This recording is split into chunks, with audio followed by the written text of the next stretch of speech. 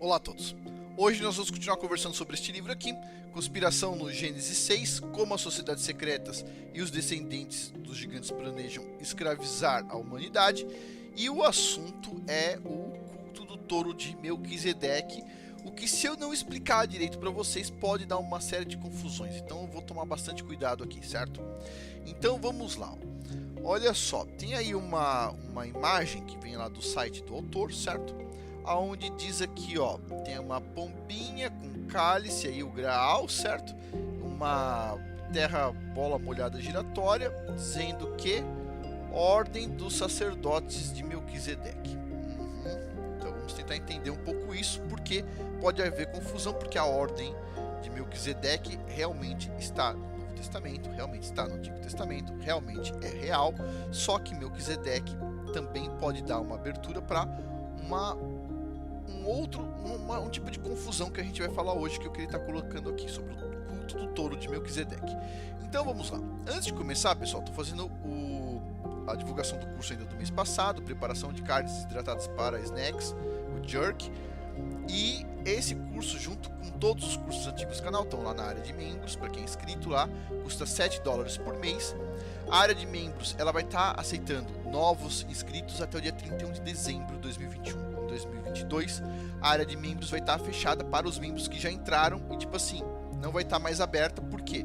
Para novos membros, só para os antigos.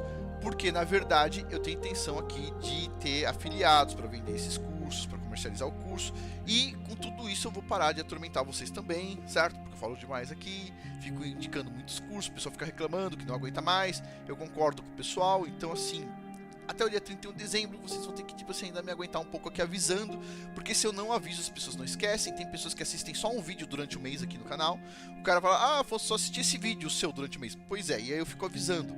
Mas tem um monte de cursos lá, ó, Brainstorm para negócios, Sourdough, Arte da Imperfeição, ó, Chucrute, Bitkivaso, Saúde e Força para o Inverno, né? Para você não ter escorbuto no inverno se você estiver isolado, né? Ou seja, pensar em plantar lá um repolho para você conseguir produzir, no caso, a vitamina C através do chucrute, Bitkivaso, tônico da beterraba fermentada, o segredo dos chás, potencializando sua saúde, né? Aprenda a vencer a timidez, ó, casamento bíblico nível 1, conquistando a força da harmonia. As pessoas, elas perderam conhecimento sobre o que é um casamento, basicamente. Elas pensam que casamento é para afogar o ganso, é só isso. Elas não pensam casamento, afogar o ganso, pessoal. Tipo assim, tem várias alternativas horrorosas por aí, ok? Mas o casamento, ele vai muito além disso. É lógico que, né, isso faz parte do casamento, mas o casamento, ele é muito maior, ele é muito mais sério, é um compromisso muito mais sério, e as pessoas não levam a sério. As pessoas pensam o seguinte: o casamento eu deixo para depois, quando eu tiver mais de 30 anos eu caso, etc, tal. Aí o tempo passa, né, e aí o negócio começa a ficar difícil. Eu recebo o e-mail lá no canal Casamento de Verdade, mulher com mais de 40 anos, dizendo que está procurando um casamento, tem 0 filhos com mais de 40 anos e quer ter 5 filhos. Talvez dê certo, quem sabe? Às vezes a mulher engravida e tem quíntuplos, pode acontecer. Mas o que acontece? As pessoas, elas ficam empurrando o que é importante pro final e pegam um monte de jossa que não é importante e põe para frente, né? Elas invertem a linha do tempo. E aí o que acontece? Você está perdendo com isso, você está perdendo a oportunidade de ter mais filhos, você está perdendo certas oportunidades para você usufruir de outras oportunidades que, no meu ponto de vista, assim, não são tão relevantes, certo? Afinal de contas, todo mundo uma hora vai ficar velho e desse mundo a gente não leva nada, ok? Pois bem, então continuando aqui, ó. A área de membros tem também esses outros cursos aqui, ó, empreendedorismo para jovens, criando filhos fortes, um ponto de vista bíblico, o segredo das ervas e especiarias, e ela vai estar então aberta para novos inscritos até o dia 31 de dezembro de 2021. Em janeiro já ela vai estar fechada para novos inscritos. Você vai tentar usar o link lá, e se eu conseguir fazer tudo certinho lá com o pessoal da área de membros, o que vai acontecer não vai dar para você acessar mais para se inscrever. Quem está lá dentro fica. Quem não está lá dentro, tipo assim, desculpa, mas assim, os cursos vão estar disponíveis para venda, mas separadamente, com o valor correto, não vai estar com $7 por mês, ok? Pois bem, agora vamos lá. O culto do touro de Melquisedeque. Ele entra no santuário interno por trás da cortina, onde Yahusha que veio antes de nós, entrou em nosso nome. Ele se tornou um sumo sacerdote para sempre na ordem de Melquisedeque. Está lá em Hebreus capítulo 6, versículos 19 a 20. Ou seja, você vê lá na Bíblia, no Novo Testamento, sim, a ordem de Melquisedeque. Sim, ela está correta, ok? Melquisedeque é o primeiro jebuseu / cananeu documentado na Bíblia. Ele era o sumo sacerdote, de acordo com os gnósticos e teosofistas, do Deus El Elyon, Deus Altíssimo, a quem Melquisedeque abençoou Abraão em nome de El Elyon, né? Mas assim, Melquisedeque, a gente vai ver o que significa o nome Melquisedeque, não necessariamente é um nome, e a gente vai ver o seguinte, como isso vamos dizer assim, precisa ser bem explicado, ok? Pois bem, continuando aqui. Os cananeus, jebuseus, entendiam Zedeque como o deus Sol, na verdade como rebelde, enquanto Melque derivava de Malaque, o rei. Então Melquisedeque na verdade seria o rei rebelde, né? Que derivava de conselheiro ou membro do conselho de Deus. Então Melquisedeque na verdade significa um rei rebelde. Por que ele era rebelde? Porque na verdade ele não obedecia os anjos caídos, ok? Então ele era rebelde nesse sentido. Pois bem, e segundo o autor do livro, ele coloca assim: por incrível que pareça, Melquisedeque era um sacerdote do Criador naquele momento, certo? A gente não tem todas as histórias de tudo, né? Mas o que a gente recebeu é isso. Então, o que a gente recebeu, essa informação, inclusive está no Novo Testamento. Então, Melquisedeque foi passando esse sacerdócio para frente, passou para os levitas, né? Passa para Abraão, então o teste vai para os levitas, e esse sacerdócio, na verdade, está na mão do Messias. Pois bem, Moleque é sinônimo de Malaque, que significa rei, de acordo com o... desculpa, faltou um pedaço aqui, ó. Então, como e por que esse santo patriarca da Bíblia foi elaborado, ou na verdade captado por forças espúrias? Faltou essa parte aqui. Então, o que acontece? Vocês já viram aqui, durante este livro enorme, o quê?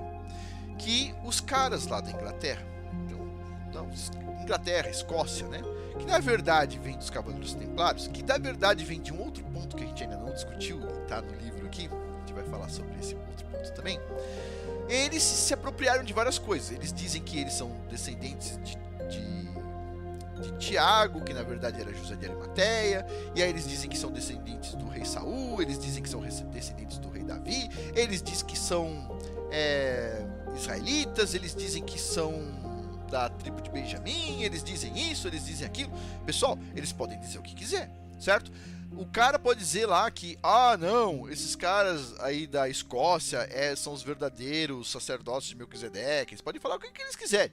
Só que, se não bater com a Bíblia, tá fora, tá fora. E, como diz o apóstolo Paulo, não me venha com essas genealogias sem fins, né? Que tipo assim, não são comprovadas, não dá para comprovar, certo? O que está na Bíblia é o que está na Bíblia, ponto. Não me venha com genealogia sem fins.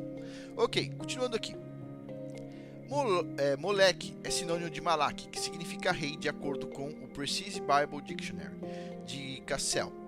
Meleque e Moleque em hebraico também significa rei. Outras variações de Moleque na Bíblia são Milcom e Malcam / Micom, e é claro, Moloque no Novo Testamento. Lembre-se, Moloque era o semideus, o filho notório de Baal, enquanto Baal era filho de Dagon nos panteões cananeus e mesopotâmicos, respectivamente, que popularizou o culto do touro no Oriente Médio, o que pode explicar por que alguns mitologistas afirmam que Baal era filho de Dagon. Baal fazia parte do ápice do panteão cananeu e conhecido por vários nomes na Bíblia, como Baal Berit, Baal Zebub, Belzebu, e conhecido em Canaã como Baal-zebu e Alian Baal. Baal e divindades relacionadas foram em geral retratados como touros, que simbolizam a fertilidade, mas é o aspecto do culto do touro que é importante, o culto da Atlântida e dos essênios, o culto do touro dos essênios.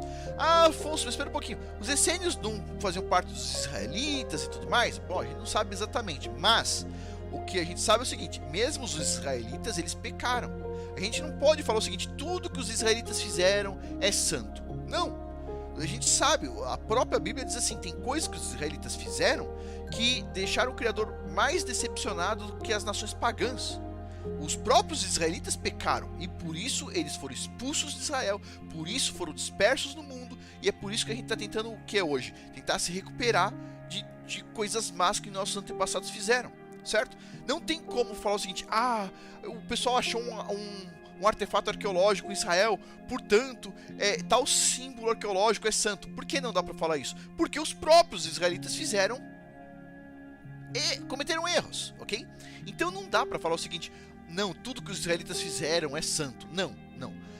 É um povo escolhido pelo Criador, é um povo importante pra caramba, tem uma cultura boa pra caramba pra gente aprender, certo? Pra gente estar incorporando nossa vida. Nós precisamos nos recuperar de todos os problemas que os nossos antepassados criaram, mas o fato é, os nossos antepassados cometeram erros, ponto. Inclusive, quantos aqui não caíram em erros que os nossos antepassados, agora, recente, falaram pra gente? Quantos aqui não foram feministas e feministas porque ensinaram bobagens pra gente? Quantos aqui não acreditaram em esquerda, comunismo e etc, tal, porque ensinaram pra gente? Quantos aqui não foram a favor de um determinado tipo aí de medicamento que pode se tornar obrigatório ou já é, porque foram ensinados pra gente? Tipo assim, desculpa, os nossos antepassados, eu olho pra trás assim, eu fico desapontado. Certo? Eu fico desapontado. Eu tenho que agradecer que cheguei aqui graças ao Criador. Tudo tá na mão dele. Tipo assim, eu olho para os nossos antepassados, eu sinto mais vergonha do que orgulho. Certo? É vergonhoso. Tipo assim, poxa, o que a gente pode pensar? A única coisa que a gente pode pensar é que o Criador é muito misericordioso para ainda dar um voto de confiança pra gente. Porque é vergonhoso. Tipo assim, se os nossos antepassados fizeram, será que a gente não vai fazer também? Será que a gente não vai errar? Então, a gente precisa sempre estar atento a isso. Pois bem, agora vamos lá. Lembrando que os próprios israelitas fizeram o touro lá, né? Pediram para fazer aquele touro, para fazer o culto ao touro, quando Moisés subiu no monte para receber as tábuas da aliança. Tipo assim, puxa vida. Agora, continuando aqui. Você vai se lembrar do notório incidente do culto ao touro do bezerro de ouro durante o Êxodo, bem como o rei Jeroboão I de Israel, que formou 2 ídolos de bezerros de ouro para erguer em Betel, Bet-Ahem e Dan, que foram firmemente condenados por Oséias e Amós. De acordo com Anger, Jeroboão fez isso para acomodar os cultos de touros cananeus. E um outro ponto aqui, deixa eu ver se eu acho. Eu estava comentando e esqueci o que ia comentar. Eu estava lendo, pensei assim, vou comentar tal coisa. Passou, já era. Por isso que de vez em quando eu me interrompo, assim, mas a gente precisa também tentar ler a frase até o fim, pô.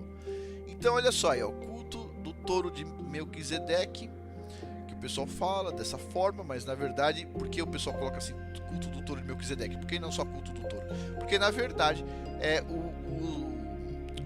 os teosofistas e companhia, eles tentam se apropriar desses nomes importantes e eles colocam essas coisas aqui para o que eles querem fazer também, entendeu? Então tá lá, olha, os caras aqui, no caso os povos israelitas, adorando lá o bezerro de ouro. Tipo assim, a Bíblia é um livro tão verdadeiro, mas tão verdadeiro, que o pessoal mostra tudo que foi feito de bom, de ruim, de péssimo, certo? E de vergonhoso também, certo? Não é um livro assim, não, vamos aqui criar uma fantasia, etc, tal. Não, eles contam exatamente o que aconteceu, contam os erros do rei Davi, contam os erros de Salomão, conta tudo, tá tudo lá na Bíblia. Continuando, o culto a Baal e a rivalidade religiosa israelita foram travados furiosamente ao longo da história de Israel e foi melhor exemplificado por Jeremias. Só antes de ler aqui Jeremias, capítulo 23, versículo 27, eu quero falar uma coisa, acabei de lembrar o que eu tinha esquecido aqui. Quando a gente for falar, aqui ó, voltando aqui atrás, ó, eu falei que tinha esquecido, né? Tá aqui, os essênios. Os essênios é um dos capítulos mais complexos do livro, ok? E ele vai ser dividido, eu já fiz a apresentação, vai ser dividido em 3 partes. Então, tipo assim, quando chegar nos essênios, se segura na cadeira, ok? Pois bem, mas vamos deixar isso para depois, só comentando aqui. Continuando. Lá em Jeremias capítulo 23, versículo 27. Eles acham que os sonhos que contam uns aos outros farão o meu povo esquecer o meu nome, assim como seus pais esqueceram o meu nome por meio da adoração de Baal. Uau! Tipo assim, pá! Quem que fica escondendo o nome do Criador? Quem tem vergonha de falar o nome dele? Quem diz assim, não, tanto faz o nome que for, escolhe um qualquer aí.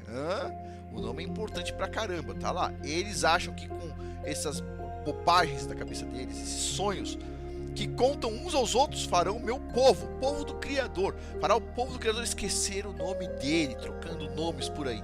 Assim como seus pais esqueceram o meu nome, por meio da adoração de Baal. Ou seja, o pessoal sempre confundindo as bolas, né?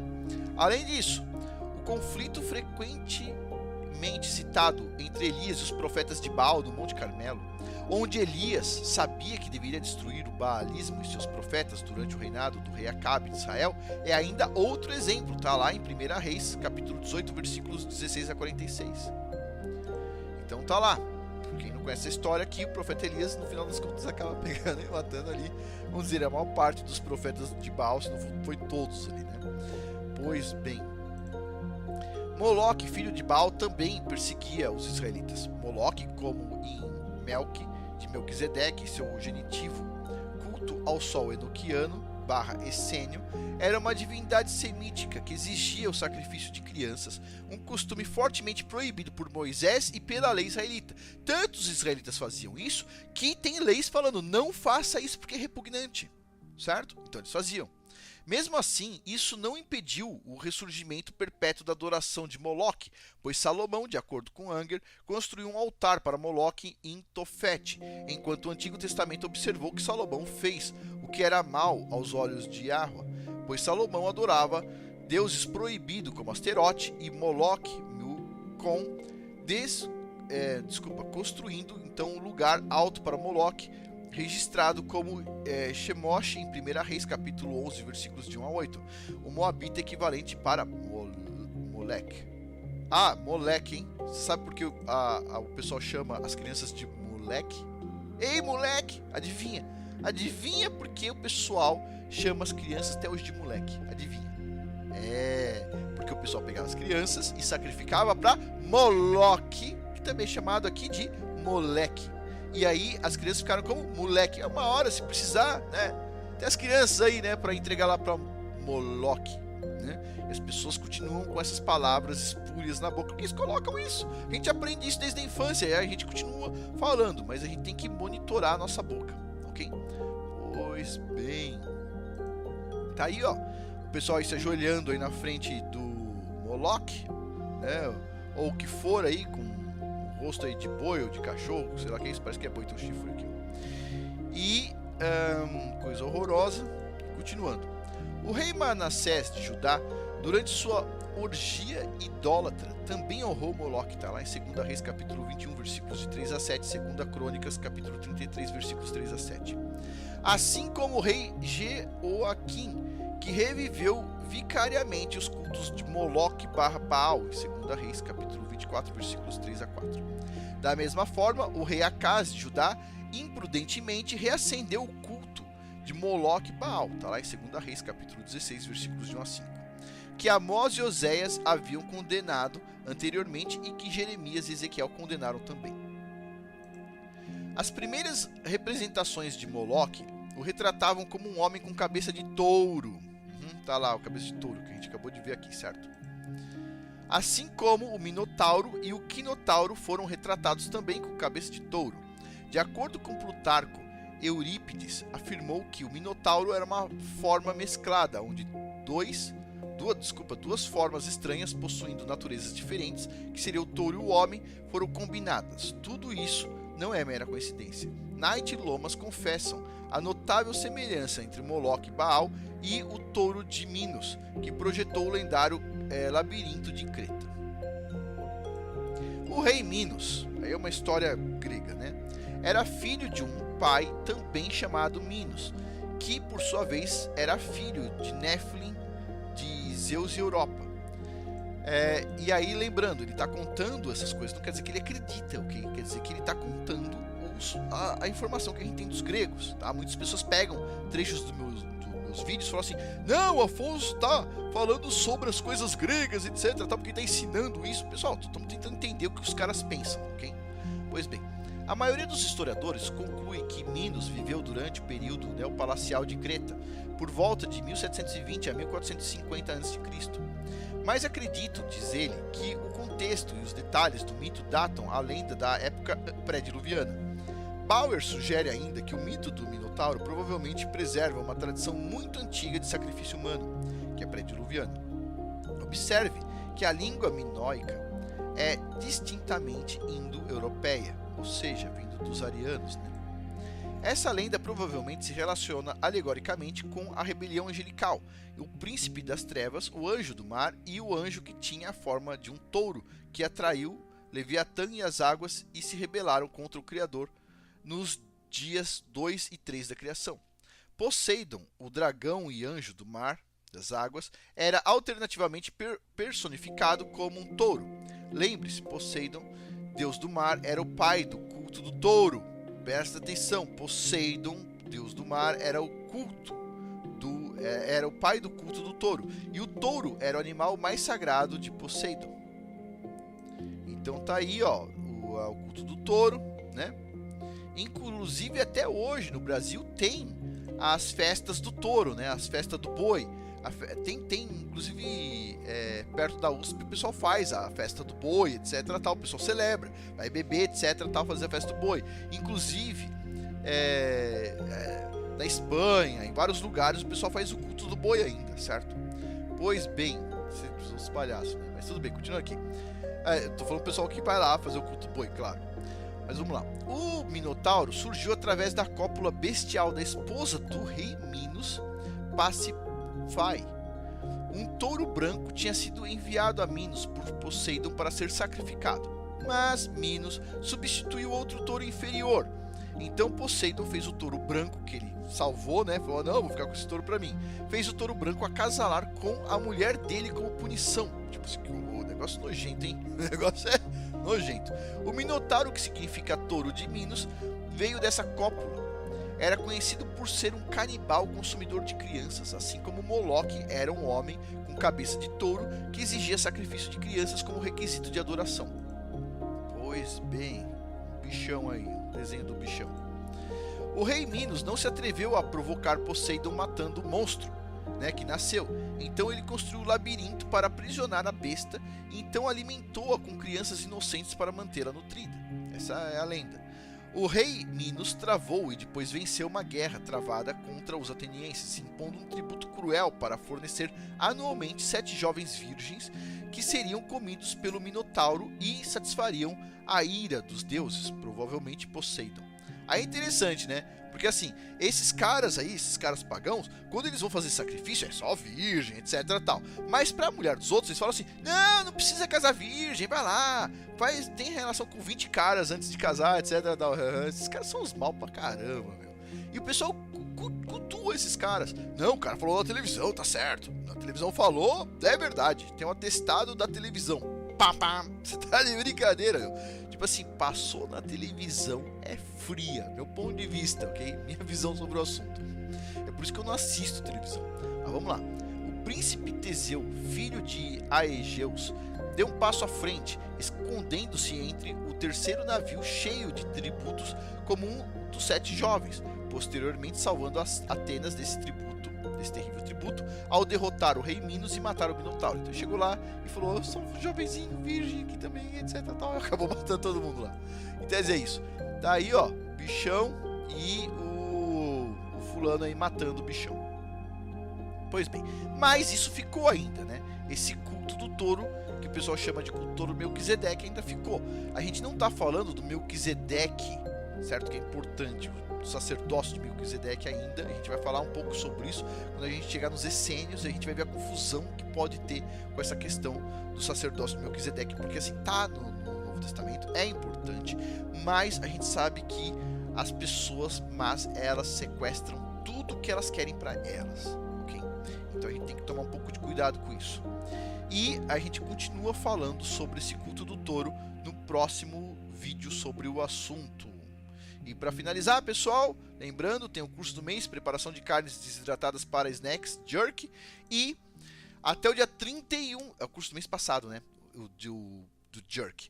deste mês, na verdade, o curso vai ser sobre storytelling, provavelmente, sobre como contar histórias. Vai contar história para seus filhos, mas histórias reais, certo?